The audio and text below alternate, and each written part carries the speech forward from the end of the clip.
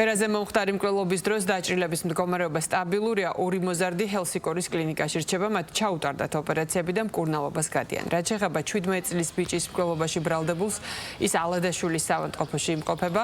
დაკავებისას სამართალდამცავებისთვის წინააღმდეგობის გაწევის დროს დაუზიანდა ხელი. სწორედ ბრალს წარუდგენენ მას კლინიკაში დღის მანძილზე.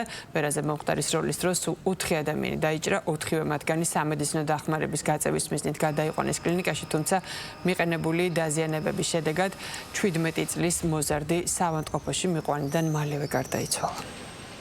მოგეხსენებათ 22 ივლისს 22 საათზე დაახლოებით ჩვენს კლინიკაში შემოყვანილი იქნა 2 ახალგაზრდა ბიჭი 17-18 წლისანი, რომელთაც აღენიშნებოდა ჭრილობა მარცხენა მხრისა და მარცხენა მტევნის არეში, ჩატარდა ოპერაციული მკურნალობა.